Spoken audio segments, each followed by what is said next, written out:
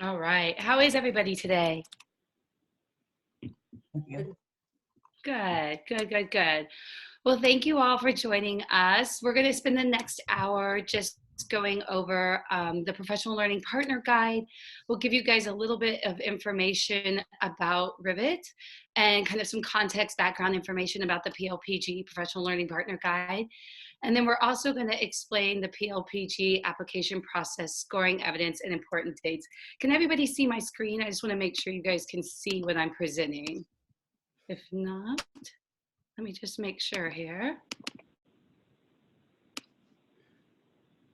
Can you see my screen? No, no, we can. Nope. Okay, good. There we go. No, okay, we can. awesome. Okay, good. So again, just some background information about Rivet and the PLPG, and then talk about the application process, scoring and evidence, and obviously important dates. So if you guys have any questions as I'm going through this information, please don't hesitate to stop me, ask questions if something doesn't make sense. We are here to support you in this process. So please, please, please use us as a resource. That's why we're here, not only today in this hour, but obviously moving forward as well. So we're going to introduce ourselves quickly in just a second, but I want to go through our agenda. Like I said, we'll talk about Rivet and the PLPG overview. We'll start to dive into the application. This really is kind of a broad overview of that application process. There'll be other opportunities to dig in a little bit deeper. But today, because the first kind of gateway or phase coming up is Gateway 1, we will spend a little bit more time digging into that so you feel prepared with that gateway and the evidence and submission that's required for Gateway 1. Then we'll go into Gateway 2 and 3, talk a little bit about that evidence and submission, but like I said, there'll be opportunities to dig in deeper into Gateway 2 and 3 later on. We'll talk a little bit about the provider profile submission, and then obviously important dates and timeline coming up, and then hopefully some time at the end for questions. Does that sound okay? And I apologize for my voice. I've been sick for about a week. I'm also in Texas, so we haven't had any power for the week. So yeah, it's been a little bit of a. We're not. You guys are mostly from Wisconsin, or some of y'all are from Wisconsin. Yes, we are not prepared for this weather like you are. Everything breaks down as soon as it gets like below 40. So, literally. All right, well, let's dive right in. Let's look at the Rivet Education overview. So we want to take a second to introduce our team. We don't have everybody on the call today, but I'll start with myself and then I'll let Annie introduce herself. I'm Alexa Obregon and I am the Professional Learning Partner Manager Guide. I will be your point of contact as you move forward in this process. So any questions you have, any concerns, past experience, I was a state literacy liaison at the University of Texas at the Von Gross-Method Center, helping to implement latest research, particularly in literacy in schools across the state of Texas. I've worked in the private sector doing product development, developing professional learning, as well as leading professional learning. And I'm really excited. I joined the Rivet team a couple months ago, learning a ton, excited to be here. I think it's a great organization, and obviously the work they're doing is super important in the field. I'm going to let Annie introduce herself. Hi, everyone. I am Annie Morrison. I'm one of the co-founders of Rivet, along with my partner that you see here on the screen, Lizzie Bukowski. And so we both formed Rivet Education after working at the Louisiana Department of Education together. And then also not on the call today is one of our consultants, Marielle, and who has played like an integral role in the development of the Professional Learning Partner Guide and still serves as like doing some project management work for us around the guide. So you guys may get correspondence from her and or Alexa during the application process. So we're really, really excited. Next week to be launching the Wisconsin Professional Learning Partner Guide, and then also to be adding Wisconsin-specific providers into the guide during Cycle 3. So thank you all for joining us today. Absolutely. Thank you so much. All right, I'm going to move us on. So at Rivet Education, we believe that every student deserves to have instruction that prepares them to thrive, obviously during school, but beyond school after graduation. And in order to do that, we believe we need to increase the opportunities for students to build knowledge of the world, read meaningful text, express their ideas verbally and in writing, and also solve complex problems. But what we also found is that there are a couple of problems One, that students are leaving school unequipped with the knowledge and skills necessary to succeed. So what we find is that students aren't necessarily given meaningful work. We're asking too little of them. We're not necessarily teaching to their grade level. And the second issue that we've encountered is that school districts and state agencies struggle to impact student outcomes at scale. So they're not quite aware of those high impact solutions that could be adopted with relative ease and investment of resources that would make that difference in students' lives and in their education. So what's the solution? Well, we believe that school systems and state education agencies need to focus on strategies and solutions that are most likely to impact the quality of classroom instruction. At Rivet, that means this, that we're promoting the adoption and effective use of high quality instruction materials by partnering with state education agencies and school districts to find and implement HQIM aligned professional services. So just a little caveat here, there are lots of different professional learning services out there, we're aware of that. At Rivet, we're only focusing on professional learning services that are aligned to HQIM. That is the work that we're doing. And even more specifically, excuse me, we created the Professional Learning Partner Guide. So the Professional Learning Partner Guide is to support the work of implementing and supporting the adoption, the launch, the use of HQIM, of high quality instructional materials in schools and districts across the nation. And specifically, it's an online inquiry tool to support that process. Because what we found was that a lot of districts or a lot of states didn't necessarily have the time or capacity to create something like this for themselves. So that's kind of how the PLPG was born. It was first launched in August of 2020. We're currently wrapping up with a launch date coming up just next week of cycle 2. And then obviously you guys are here because we're kicking off cycle 3. And each time, hopefully adding more providers to the Professional Learning Partner Guide. Any questions right now? And again, I said this before, but feel free to jump in or add something to the chat if you have a question. Annie will be manning the chat, or unmute yourself if there are any questions as we're going through. Awesome. I'm going to keep moving. So we have two kind of main goals with the PLPG. One is that we want to grow the district demand for high quality professional learning. One, by sort of pointing to partners that are equipped to do so, but also by building educators' understanding of what it takes to really deliver clear and effective instruction to adult learners, right, to teachers. Our second goal is we want to improve the marketplace of professional learning, signaling to pre-existing partners what constitutes high professional learning partners, but also attracting new highly qualified professional partners to individual states. So two kind of main goals that we're hoping to achieve with the PLPG. Any questions there? All right, so we wanted to provide kind of a broad context and background knowledge of how Rivet got founded, what is the PLPG, what are our goals, and now we're going to dive in kind of really, I think what most of the questions will come from is what is it, what does it entail to be included into the Professional Learning Partner Guide? So the PLPG application process overview. Based on our values and beliefs, that students and teachers come first, that they deserve the best high quality professional development, we believe that we're committed that all of the PLPG or providers and organizations that are highlighted in the PLPG are the best in class and really, again, reflect that level of quality that students and teachers deserve. Each application undergoes a review by our team of reviewers who are chosen for their expertise in HQIM. They use our scoring and evidence guide, which we're going to dive into a little bit more later on, as a guide when they're looking at the evidence that is submitted, at the artifacts that are submitted, looking at the scoring and the indicators. And they do so based on specific gateways, which we'll look at in a second, and also specific phases. So for Gateway 2, they're looking across 4 different phases, which are adoption, launch, ongoing for teachers, and ongoing support for leaders. And just a quick caveat, we really added these phases in here for a particular reason. We believe for a successful launch of HQIM, that professional learning needs to go beyond just launch, that it needs to have ongoing support for teachers and leaders as well. So that's really why these phases are included in our Gateway 2. Yeah, and Alexa, I just want to add one more note here, just because we have a bunch of our and this is on Wisconsin providers here. So as you all know, like Wisconsin will launch its own version of the guide next week. And I just want to make sure that it's clear that like the review process for providers that are featured in both the national version and the Wisconsin version are overseen by Rivet. And even we, like Alexa, myself, Litzy, we don't even participate in the review process. That's done by this team that you see kind of like previewed here on this slide.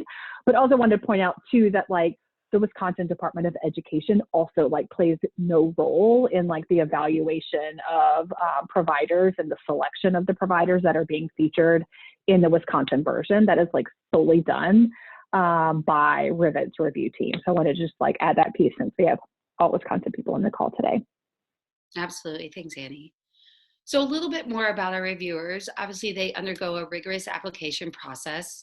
They're selected for their expertise in HQIM.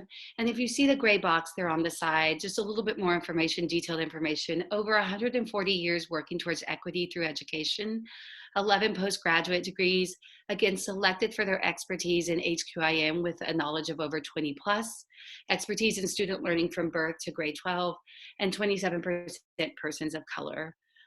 After they join our team, they receive additional training on the evaluation process, the indicators and criteria to reviewing applications, the methodology. And as Annie just pointed out, they review all artifacts independently of Rivet staff. And of other reviewers as well. They only get together at the end of the reviews with the other reviewers on their team to kind of norm scores and talk about evidence that was submitted. But again, independent of reviewers, of Rivet staff. Any questions about the reviewers? Okay. Let me see here. And just a reminder, like any questions that come to mind as she's going through these slides, just drop them in the chat and we'll stop periodically and address those. All right, so gateways to high quality professional learning. So in order to be profiled in the PLPG, there are 3 gateways that a provider will pass. The first gateway is Gateway 1, which demonstrates a provider's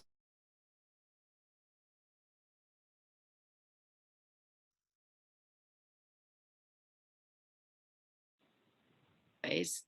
I'm sorry, Alexa, you went out of audio for me just right there. Did she go out for anybody else? Or maybe, yeah. Sorry. So just repeat that back up one more time. You went out explaining Sorry. Gateway 1. Again, power storms, internet. So when you apply to the PLPG, there are 3 gateways that you'll go through in order to be profiled in the PLPG. This slide is really just an overview of those 3 gateways. We'll dig in a little bit deeper. But Gateway 1, demonstrate your expertise and explicit connection to HQIM. And as the slide indicates, HQIM, as defined by Rivet, is meeting expectations on ed reports, or as it says there as well for science, HQIM is defined as that curricula that have at least 2 units per grade band and have been reviewed or rated on the EQUIP rubric as high quality or high quality design if improved. So just to understand what we mean when we say HQIM. And the reason we expanded, oh, sorry, go ahead, Mary Jo. I was just, if the reason what you mean when you say 2 units per grade band is there has to be at least a kindergarten and a first grade unit developed in order to be considered a part of is that what you mean? Like 2 of the grade levels within the band? Not necessarily grade levels. It's just 2 units. So they could be both kindergarten units. There's a minimum of like at least 2 units that have been deemed as high quality within a specific grade band.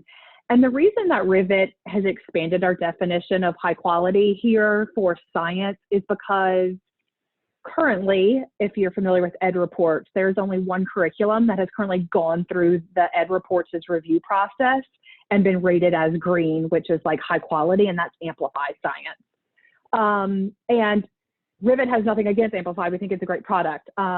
However, we think it's limiting to only be able to point schools and districts to one particular high quality science curriculum, knowing that there are several out there in the marketplace that are under development that are high quality. They just haven't completed their curriculum, and so it hasn't gone through ed reports' review process.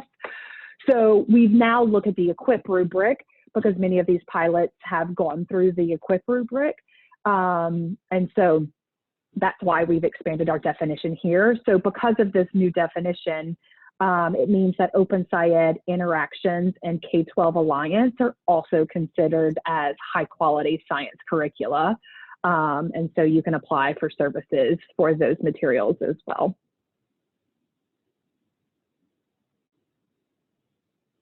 All right, so we're going to move on to Gateway 2. So for Gateway 2, our reviewers are looking to see, does the approach and design of professional learning services, are they likely to meet the intended outcomes? And are they designed for adult learners?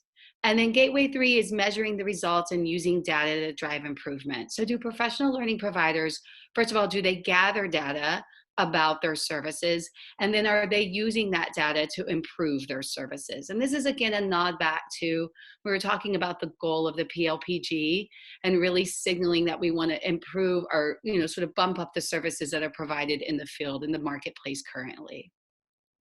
So again, we'll dig in deeper to all of these, just kind of an overview of the 3 phases, the 3 gateways that a provider, as they apply for the PLPG, will go through.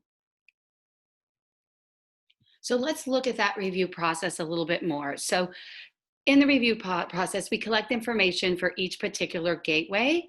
The Gateway 1, that information that we're collecting is called the eligibility review. Right? And again, it's going back to, can you show that you have expertise or an explicit connection to the HQIM? For Gateway 2 and 3, this is called the guide application. Looking at the phases, Gateway 2, again, is those specific phases. So adoption, launch, ongoing PL for teachers, and ongoing PL for leaders. That's the Gateway 2 phases. And then Gateway 3 is that one we talked about, collecting data about your services and using that data to improve those services. The final thing that is not necessarily part of the gateways, but is sort of the final step in being profiled and being included in the PLPG, is that provider profile. This is non-evaluative information. It's display information only. So if you're included in the PLPG, this is the information that will be displayed on Rivet's page, the national page. And this shows information about you as a provider so that clients can contact you further. And we'll look at this a little bit more in depth. But again, this is not evaluated. And this is actually inputted by our providers themselves and our data profile portal. So you can sort of see the graphic here in the bottom. So Gateway 1, eligibility review. Gateways 2 and 3, the guide application. And finally, that provider profile. So I'm going to actually show you in a few slides the evidence and scoring guide, but I want to kind of give you a little bit more background information about the gateways before we dig into it. But just so you know, the evidence and scoring guide is what our reviewers use as they're reviewing your application, your artifacts, your submitted documents. It has a list of all the indicators that Rivet will use to evaluate for each gateway. So the indicators for Gateway 1, the indicators for Gateway 2, further broken down by phase, and then the indicators for Gateway 3. It has the scoring methodology for each particular indicator. So not only how many points you can get for each indicator, but the amount of points you need to pass each particular gateway or each particular phase. And then it has a description of evidence that our reviewers will be looking for. And we've had a lot of feedback from previous providers who are in the PLPG that it was extremely helpful, if not necessary, to look at the scoring and evidence guide almost before starting to collect their evidence, before starting to collect their artifacts, to really familiarize themselves with the language of the indicators, with the scoring, with the look-fors.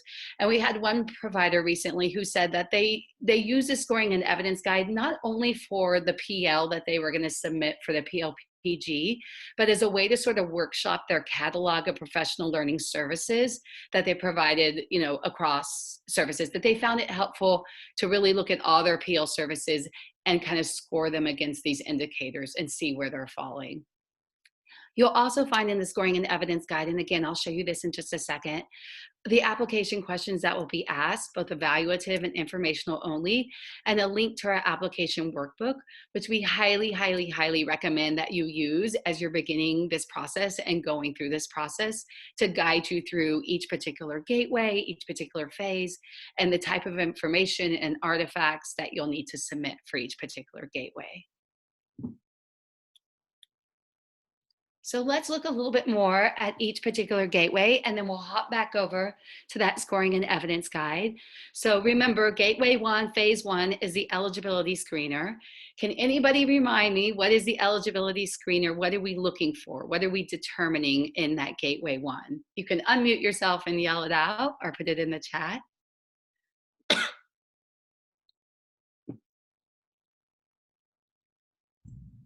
Is this the adoption component? Not exactly. So adoption falls under Gateway 2. It's the explicit connection to the high quality instructional materials. That's right. It's your expertise, your explicit connection to high quality instructional materials.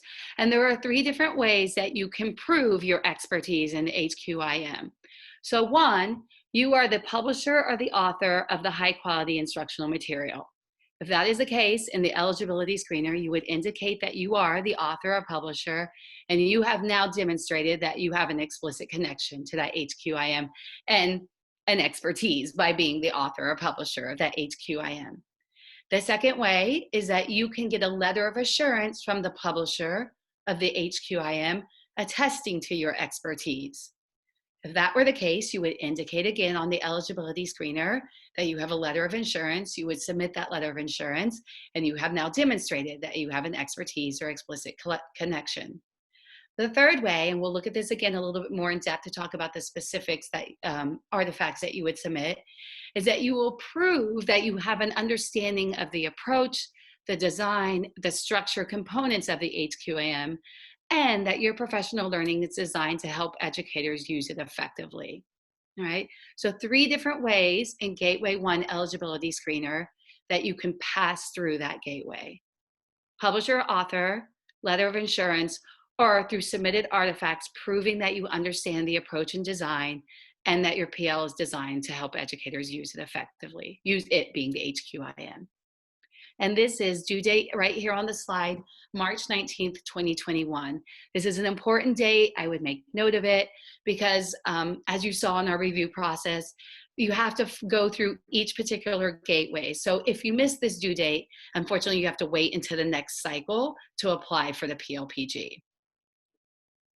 Going to pause there for a second. We're going to look deeper at this, but anything that's sort of popping out or any questions? Yeah. If you meet either 1 or 2, then you don't worry about number 3, right? That is correct, right? So 3 different ways. If you meet 1, you're done. If you meet 2, you're done. If you don't meet either of those, then you go to number 3.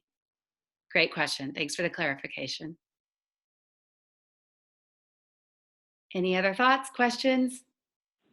And there is one other way that you can get an automatic pass through Gateway 1, and that is if you were deciding to only apply for adoption services in Gateway 2. Because adoption, you should really be like a neutral, objective third party around the curriculum that you're going to help a district select in that phase. We therefore don't require that an organization demonstrate expertise in any given curriculum. So that is like really the other third way that you can get an automatic pass through the eligibility screener in Gateway 1 is if you are choosing to only apply for adoption services in Gateway 2. Yeah, thanks, Annie. All right, let's move on to Gateway 2. So Gateway 2 is your guide application, Phase 2, your guide application, which includes 2 different gateways. Can anybody remind me what Gateway 2 is specifically looking for? And feel free to unmute yourself, drop it in the chat.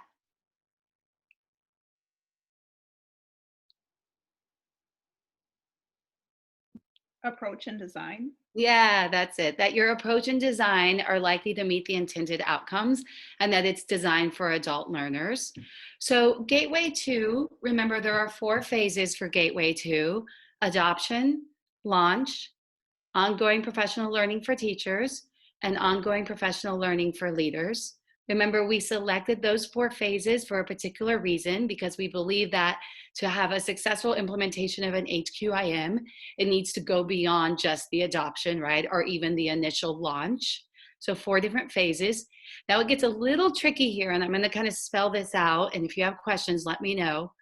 if you decide to apply for each particular phase, well, you don't have to. First of all, let me say that. You can apply for 1 phase, 2 phases, 3 phases, or all 4. That's really up to you based on the services that you provide. So if you apply for each phase or whichever phase, for each phase, you will submit a set of materials showing or showcasing your ability, your design and approach of your PEL, and is it likely to meet those intended outcomes. So for instance, if you applied for adoption and launch, you would submit artifacts for adoption and you would submit artifacts for launch. Does that make sense? So a set of artifacts for each particular phase. In addition to those set of artifacts, you'll also submit an executive summary. This template is, linked in your workbook, is available on our website. I'll show you all of those things. You only have to submit 1 executive summary, no matter how many phases you're applying for. And I've had some questions about this from providers, so I want to be really clear about this. So a set of artifacts for each particular phase that you choose to apply for, but only 1 executive summary, no matter how many phases. And just a quick overview of that executive summary. So in that executive summary, you would provide a little sort of quick summary statement about what your services provide, let's say for launch, kind of how they meet the intended outcomes, a quick summary statement. And then the indicators are listed for each particular phase, and you would show where reviewers can find information that links to that particular indicator. Right, and we'll look at this, and there are examples, so don't worry. And again, this is for phase 2, and we have additional webinars when you get to this phase, right? So this isn't the end. This one is really kind of to get you ready for that gateway 1, and then we'll provide you with more support as we go into gateway 2. A couple things I do want to, yeah. So I'm wondering if any service providers have applied for adoption and ongoing support, but skipped the launch, because a lot of companies provide the launch within their package when they sell things. And so what we're finding from our districts is that they want help in the adoption process, and then they want to get the ongoing support from us. Yeah, so Mary Jo, I think that's a great point. Yeah, and you can skip, like I said, I think that's a great point, and I think you're right on that. You're right, a lot of publishers do provide, right, that launch phase. So if that's the services that you have, absolutely, you can do just adoption and ongoing for teachers or ongoing for leaders. There is no right or wrong way. It's really just the services that you provide, and that will really best fit the needs of your clients. And I don't know if you can, I don't know specific, I can't think of specific providers that have done just those 2, but I'm sure it probably exists. Yes, it does exist, and either because those were the only phases that they applied for, or because maybe like those are the only phases they were approved for. But yes, that does exist. Yeah. And then is the Delaware catalog a good place to go to get an idea of how this presents and, to the field? And honestly, some of the companies who are the producers who are willing to do this kind of work with people in the field, because I think that's, in Wisconsin anyway, many of us are still at that very beginning phase of, okay, how do we even begin to do this, right? And so so I would go to the national version, the one that we released in August. So I just put the URL for that in the chat. And if we have time today, I'm going to give you guys a sneak peek of the Wisconsin version. Shh, don't tell anybody. And so let you guys take a quick look at that. Yeah, so I think if you go to that one, you can go to the partner search page and see a list of everyone. And then you can even play around with the filters, and you can select adoption and ongoing for teachers, and it'll filter, Mary Jo, just those organizations that provide both of those services if you wanted to take a look at that. All right, thanks so much. Yeah. You're welcome. And Mary, kind of back to, not to get too in the weeds here, but kind of back to your point. So you could go through this cycle and say, I'm only going to apply for adoption and ongoing for teachers now. And then in the next cycle, maybe you've created or crafted or you feel like it's ready and ongoing for leaders, professional learning service. You could then just add that phase on in the next cycle. And if you weren't adding new HQIM, then you're pretty much ready to go in Gateway 1, right? Gateway 1 is just for the expertise and connection to high quality instructional materials. So you could say, all right, we're keeping the same HQIM that we have, but for this next cycle, we want to add on another phase, right? So it isn't, the point being is it's not like, oh, you only got these 2 phases and you can't add anything else on later on, right? You can always come back and add more phases in. A couple And more just materials. Like, so the and same more is true for materials. materials. Yeah. So if you like Exactly. only want to choose one curriculum this round and say like, we're going to focus on just one, I'll use wit and wisdom, for example. We're just going to focus on wit and wisdom, but we are going to apply for all 4 phases. If you get in for all 4 phases, then you can come back in another cycle and add additional ELA math or science curriculum to your profile by just like resubmitting for a new eligibility screener. And then you're done at that point. You don't have to go back through the full application process. And that's an important point that Annie said. If you add a new HQIM and you've been approved for all 4 phases, you do not have to go back through Gateway 2 again. Because at Rivet, we believe that if you can demonstrate expertise and your design and approach for one HQIM, then we assume you can do it for any HQIM. Does that make sense? So you don't have to do all 4 phases for wit and wisdom and all 4 phases for EL. You know, it's just, if you get all 4 phases for one HQM, then you can go back and just add other ones in that Gateway 1. So a couple kind of just big notes I want to put here for phase 2, for Gateway 2, is that there is a limit. Same for Gateway 1, actually, if you choose that option number 3, where you're submitting artifacts, a page limit, which is 200 at this point. So 200 pages that you would submit. By no means are we saying that you have to hit that 200 page mark. I mean, that is not one of our criteria, but we wanted to provide ample room for you to sort of submit enough artifacts that really demonstrate your design and your approach. We also recommend that you choose, if you are doing multiple HQIMs, that you choose one HQIM per phase. So let me give you an example. If you've applied, again, let's say for launch and ongoing for teachers, and you did CKLA and EL for your HQIM, I would stick to, this isn't a hard and fast rule, but it's a highly recommended. I would stick to CKLA for launch, and then maybe do EL for ongoing for teachers. And the reason being is that we've heard from our reviewers that when a provider submits multiple HQIMs in a particular phase, that it's difficult for them to sort of see the flow of that professional learning. Does that make sense? So when it's sort of bits and pieces from different professional learning sessions or materials, they have a hard time seeing how that would flow together and how it connects across the professional learning. So not a hard and fast rule, but one that we highly recommend. Also, I said this before, but use that scoring and evidence guide. That is going to be your best friend, right? Know the language of the indicators, know the scores, know what our reviewers are looking for, familiarize yourself with it. And then finally, this is kind of another point across those phases. Again, if you decide to apply for launch and ongoing for teachers, our reviewers will only take the materials for launch on their own. So they don't look at launch and also what you submit for ongoing for teachers and give kind of credit across phases. Does that make sense? They look at what is provided for launch and score it against the criteria, against the indicators that are set out for launch.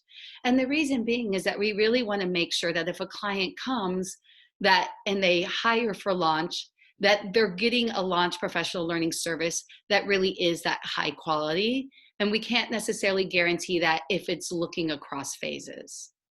Any questions there? That's a lot, I know, don't worry. We will be here to support you through it. So that is Gateway 2. Really quickly, Gateway 3. Does anybody remember what Gateway 3 is measuring?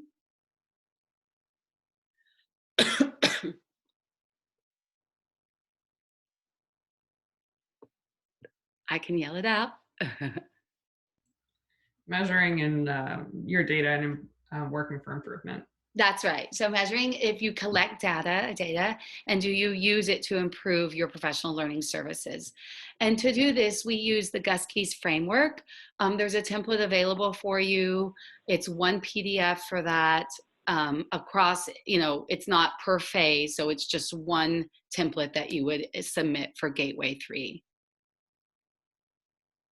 And then we have a due date for this for Gateway 2 of May 17th. So we really wanted with this cycle to provide kind of a long runway, to provide enough time for providers to collect this information. So Gateway 1, March 19th, Gateway 2 and 3, May 17th. So you've got some time there to work with, to familiarize yourself with the scoring and evidence guide, as well as to collect your information and submit it. Yeah, go ahead. Yeah. Is Gateway 3 sometimes in partnership with like the publisher? So for a curriculum like illustrative mathematics, I'm thinking they're the ones gathering data and they're continually improving and they get new grants to enhance things and convert it to Spanish. So I'm just a little confused. Or are you looking specifically from the providers to be gathering data from districts? Around implementation support, right? Like how effective is the Yeah. implementation support that you're providing? And Catherine, knowing what I know about the Institute, I think you guys are a little bit of a unique situation in that you are using, if I'm understanding correctly, IM's materials in your professional learning. So I think that's where this question is coming from. And so I think, but at the end of the day, like you all are delivering those services, and it's your facilitators that are delivering those services. So in Gateway 3, we want to know how the Institute is like evaluating the effectiveness of the PL that you're providing, regardless of the materials that are being used. And how are you evaluating the effectiveness of your facilitators, regardless of the materials that are being used? It's more about like overall, how are you ensuring quality services, both in your delivery and with your like facilitators or coaches. And so I don't know if that's helpful to you in that response, but it's like, irregardless of whatever curriculum you're using in your services, we want to know like what methodology are you using to evaluate that. And so that might be, for example, like at the end of your PL sessions, like you provide some sort of like survey to the teachers to make like see, were they satisfied with the training? Do they feel well equipped to then go and use IM in their classrooms? Do you have some sort of like observation process with your facilitators where you all sit in and observe them facilitating and rate them on their process and give them feedback on their delivery? Like those are the types of information that we're looking for in Gateway 3. Okay, does that help? Okay, let's go on. All right, so the last bit here is that provider profile that we touched on before.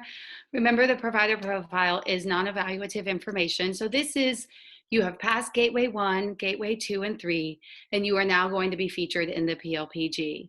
So this, we would ask you to complete this. It's what's going to be displayed on the national site, and it includes information about your organization. So basic information, how can they contact you, organizational description, a headline, also your size and capacity. So how many field-facing coaches or facilitators do you have? Information about former clients, so sizes of districts that you've worked with before, the types of services that you provide, short-term and long-term services, COVID-related services, working with English language learners, some questions about building sustainability. So how do you build cohesion with other professional learning providers that may be working with a specific district? And also, how do you work to disrupt racism in the work that you do? One of Rivet's values is to be actively anti-racist. And so we wanted to make sure that we're providing that information and collecting it from our providers.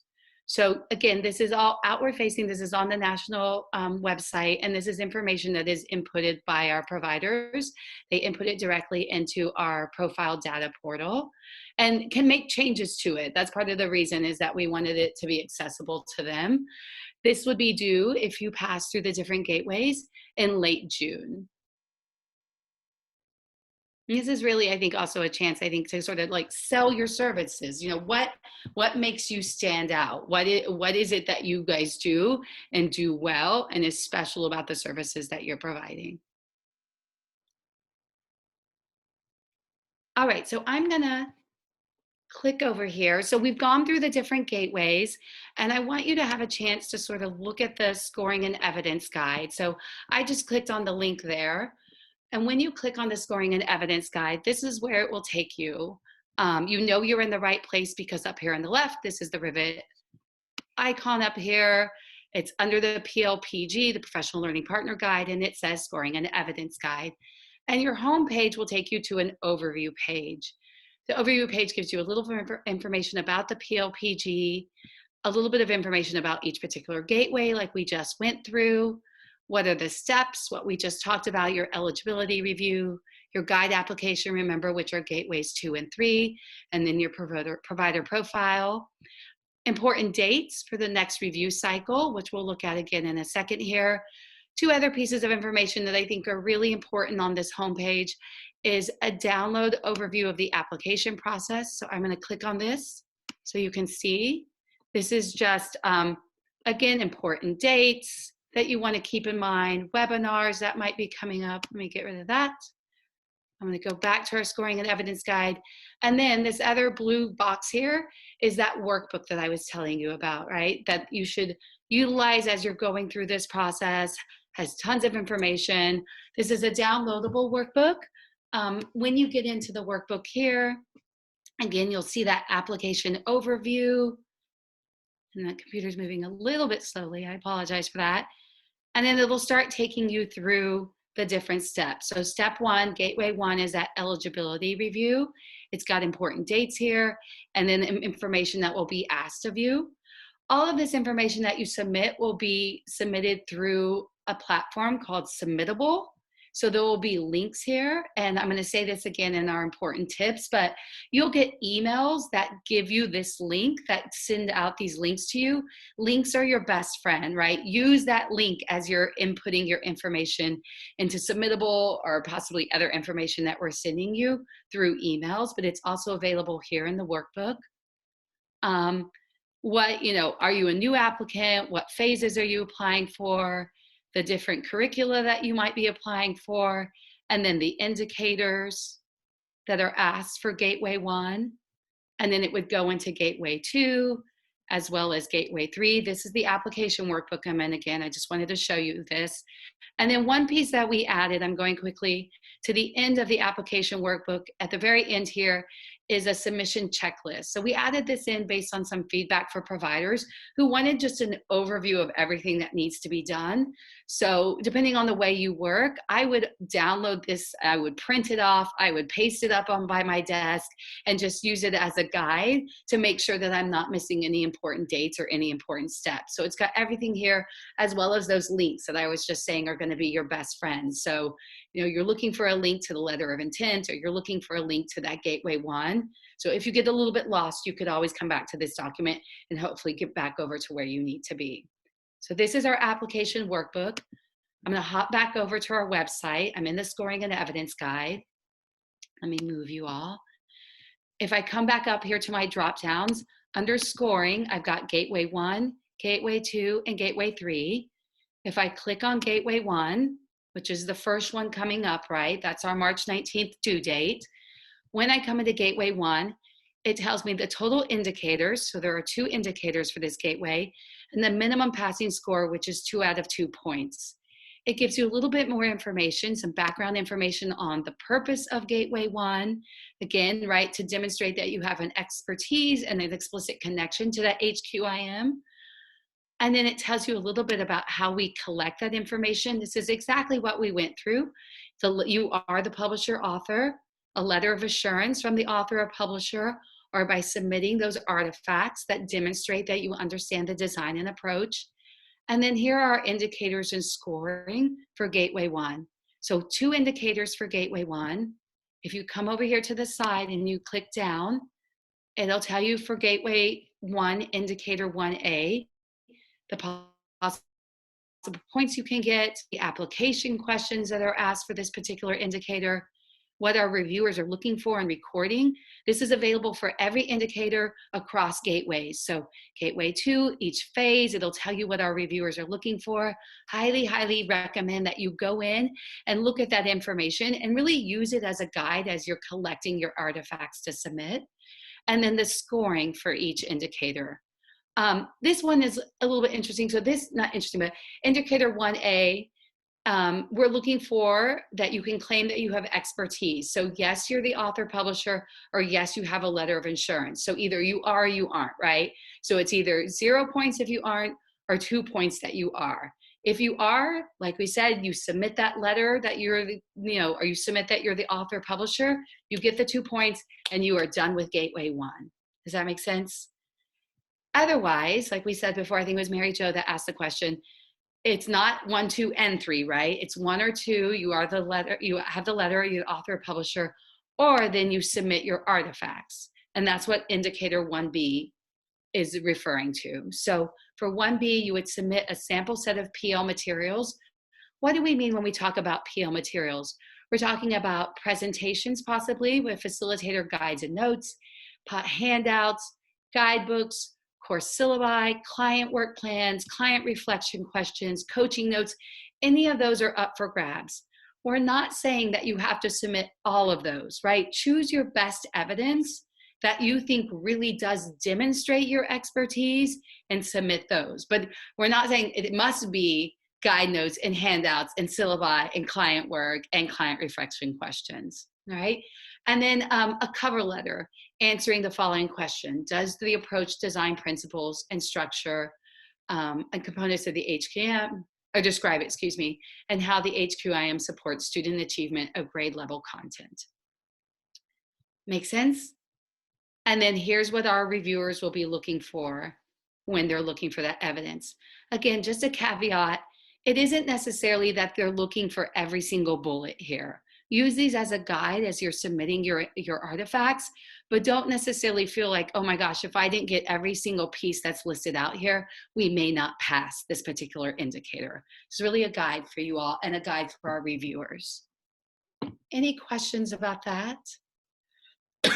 So that's Gateway 1. I'm not going to go too deep into Gateway 2 right now because we'll have time and opportunity to do that later. But you would click on Gateway 2, arranged very similarly, background information, and then the indicators for each particular phase, for adoption, for launch, ongoing PL for teachers, and ongoing PL for leaders. Not every phase has the same amount of indicators, and not every phase has the same minimum passing score. So you'd want to look at these. So for adoption, the minimum passing score is 9 out of 12 points, whereas for launch, the minimum passing score is 14 out of 16 points. And just like in Gateway 1, you could look at the indicators, click right here on the right, and it'll tell you how many points for that indicator, the application questions, and what our reviewers are looking for. And that's true for every indicator and every phase. And then finally, we have Gateway 3 here. Again, the same thing. So I won't go too deep in that one. Finally, the last thing I want to show you here on our scoring and evidence guide site is if you go to application, then you have eligibility screener, which is Gateway 1, guide application, which is Gateways 2 and 3, and then the provider profile. If you click on eligibility screener, you can find that link to that workbook again. So if you're kind of lost and you can't get to that blue box that I showed you before, it's available here. Dates for the application cycle, and then those non-evaluative questions. So kind of similar information to what we just saw under scoring for that Gateway 1. Let me pause here because I know that was a lot. Are there any questions about the site, scoring, indicators? Okay. And I just want to point out that like the information in the scoring dropdown is same as the information in the like application dropdown. It's just like people may navigate the site in different ways. So I want to make sure that that's clear, that like what's in Gateway 1 in the scoring dropdown is the same as what's in the eligibility review. It's just somebody might approach navigating the site in different ways. So don't feel like you have to like jump back and forth between those two sections. Yeah, use the way that I'm one of those people that once I find one way, that's the way I'm going to go, right? I know how to get where I'm going, and that's what I'm going to click on. So whatever way works for you. All right, that's our evidence and scoring guideline. guide. So important dates. Just want to make sure we're all aware of these. Phase 1, Gateway 1 is that eligibility screener, and the due date for that is March 19th, all right, 2021. And you would submit that through Submittable. Don't worry, links to come. Phase 2, Gateway 2 is that full guide application. That's Gateways 2 and 3, and that's due on May 17th, 2021. And finally, Phase 3, which is that provider profile, June 25th. That's the non-evaluative information that you submit into your profile. Make sense? Okay. A few helpful tips that I want to give you guys. I've said this before and I'm going to say it again. Read, know, familiarize yourself with that scoring and evidence guide. Know the language of it. Let me give you an example of some language. So some of our indicators use that verb equip. That verb was chosen very purposefully. And when our reviewers are looking for evidence that's aligned to an indicator that says equip, they're looking for evidence that shows it goes beyond just kind of handing something out in a professional learning service, that it really equips the participants, equips the teachers to be able to take this back to their classroom, to their campus, to their district, and use it, right? It becomes part of their routines and their protocols. So an example would be, let's say, a lesson planning template. So how does your professional learning service equip your participants to really use this lesson planning template in their everyday, life as a teacher? Or an observation feedback. How does this observation feedback equip leaders to use it on their campus and to provide feedback to their teachers on their level of implementation with the HQIM? Does that make sense? So again, I point that out. So as you're going into the scoring and evidence guide, pay attention to those verbs, use those verbs, make sure that you're sort of asking yourself, does my evidence kind of meet that verb? As well as the look fors for the reviewers. Use the application workbook. I've said this before. We looked at it to draft your responses prior to putting them into Submittable. Links are going to be your best friend. So as you get links from Rivet emails, use them to submit your information in Submittable. Adhere to the artifact submission limitations. So this cycle, that's 200 pages per PDF. So, hold to those 200 pages.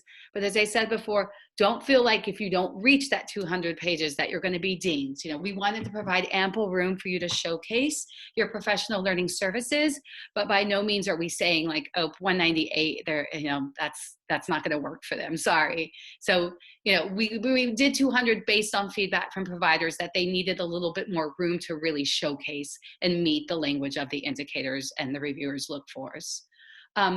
1 PDF per product in Gateway 1. So if you're applying for multiple HQIM in Gateway 1, 1 PDF per product and 1 PDF per phase, right? So 1 PDF, so that would be 200 for adoption, 200 for launch, 200 pages for ongoing for teachers, and 200 for ongoing for leaders. Does anybody remember how many executive summaries if you applied for 3 phases? Yay, Mary Jo, that's right. Just 1 executive summary, no matter how many phases you're applying for. All right. In the full application, I said this before too, we recommend, although isn't a hard and fast rule, that you stick to 1 HQIM when you're submitting your artifacts, right? It makes it a little bit more difficult for our reviewers to see the flow and arc of your professional learning services if you're pulling pieces from different HQIMs. So we recommend that, highly recommend it. Number 6 is pretty self-explanatory. We recommend that you click save rather than submit in Submittable when you're filling out, when you're putting in your information. And then when you're complete and ready to go, then click submit. And then in the provider profile, this is further down the line, we're talking about June, but obviously proof your responses because this is how they will be reported in the PLPG. Remember, this is outward facing. This is what potential clients would see, the information about your organization. So obviously you want it to be proofed. You want it to be your best work. And then always, always, always reach out to us if you have questions. Anything isn't making sense, if you're unsure, that's what I'm here for. That's what Marielle and Annie and Litzy are here for. We want to support you as much as possible in this process and make it as easy as possible for you. So any questions or concerns that you have, please don't hesitate to reach out to us. So that's the bulk of the information. I think we have a few 4 minutes left for questions. So just wanted to pause and see questions, any thoughts, clarification. So are there other states that are working in this around the same process? I mean, I know Delaware, I saw you had a guide out, but are there other states besides Wisconsin? Yeah, so Massachusetts recently adopted our national version as their state professional learning partner guide. And so we're working with them right now. This is, we just recently contracted with them. And so we were working with them to promote the national PLPG in Massachusetts. Also Rhode Island, currently, they have their own kind of vendor guide in their state. That's goes beyond curriculum, but for any vendors that are listed in their guide that provide services on HQIM, they point them back to our guide for more information about those providers. And Louisiana, where Lindsay and I worked, and Lindsay actually created, has a PD vendor guide in Louisiana as well, which is kind of sparked us creating this national tool. Yep.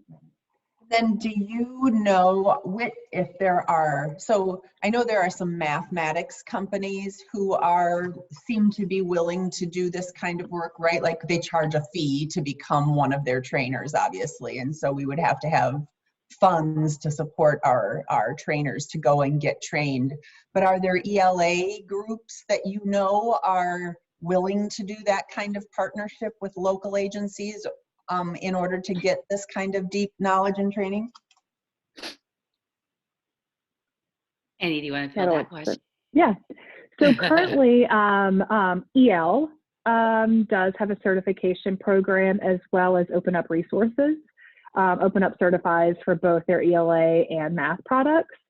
And so we are actually kicking off in the next couple of weeks a work group with a group of publishers that are either currently providing certification programs or interested in providing certification programs to kind of formulate a set of best practices there. Because we think that there's a really good symbiotic relationship in that Rivet serves as the organization that certifies at the provider level. But then there's that questions of are all of the facilitators within that organization guaranteed to provide high quality services, right? And so that's a question districts have. But Rivet right now is we do not want to be certifying at the the facilitator level, but we think that's the best role of the publishers themselves to do that in the way that Illustrative Mathematics and Zern currently does. And so we are hoping that we will encourage more publishers to create their own individual certification programs so that they certify at the facilitator level and we continue to certify at the organization level. But that's a work group that's kicking off. So more information will be coming out about that. But those are the 4 that we know of right now: EL, Open Up, Zern, and Illustrative. Thank you so much for that. Yeah. This has been super helpful. Did you say that there are separate webinars coming just for phase 2 and for phase 3? Yeah, so we provide a webinar we kind of pair them together because honestly, Gateway 3 is pretty, it's paired with Gateway 2, but yes, a webinar for Gateway 2 and 3. And then if you pass all the gateways, then yes, a webinar prior to inputting your information into the provider profile. So yes, don't worry, there is more information coming. Yeah, so when you get you get an email from us that's congratulations, you passed through Gateway 1. Here are the next steps. One of the next steps is to join an overview webinar for Gateways 2 and 3. Same thing with the profiles. Once you get green lighted to be featured in the guide, then we'll send you information about entering all your information into WordPress. And I know we're at time, so I want to see real quick if there are any more questions. If not, I'm going to quickly show y'all the Wisconsin site real quick because it's so pretty. I actually love its colors. So Alexa, if you'll stop sharing your screen, I will share mine real quick. Okay, time out.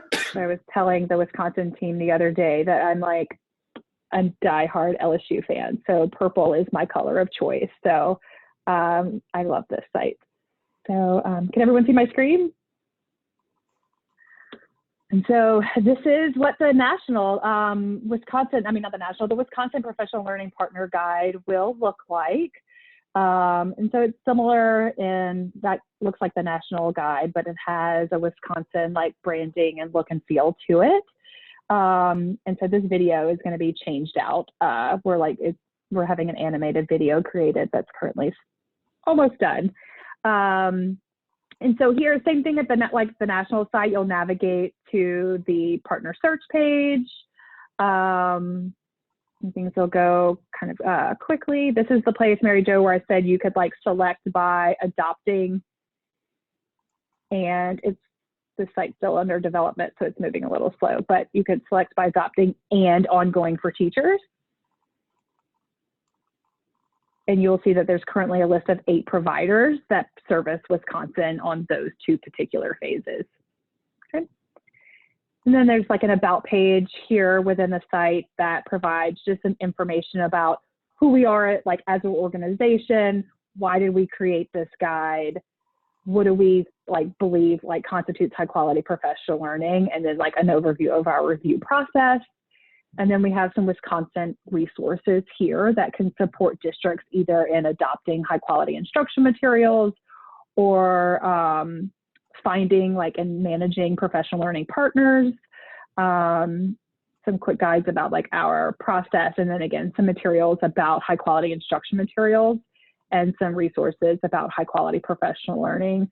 Some of these are Wisconsin pages like within the DPI's website, and then some of them are just like articles or pieces of research that we at Rivet believe like are really good models for why districts should be using good materials and providing teachers with the appropriate professional learning on them. So that is it. So that will be released next Wednesday, February 24th, and that will be what you guys will be featured in if you guys decide to apply and get approved. So as Alexis said, if you have any questions, send them to us at info@riveteducation.org, and we will quickly respond to them.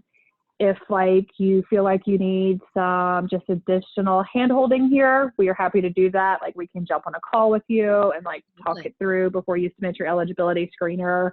But just don't hesitate to reach out to us. We like really want to make sure that we're getting Wisconsin specific providers in that guide. Absolutely. And thank you all. Thank you guys for joining us today. Appreciate it. Again, if you have any questions, please don't hesitate to reach out. Thank you. Thank you. Yeah.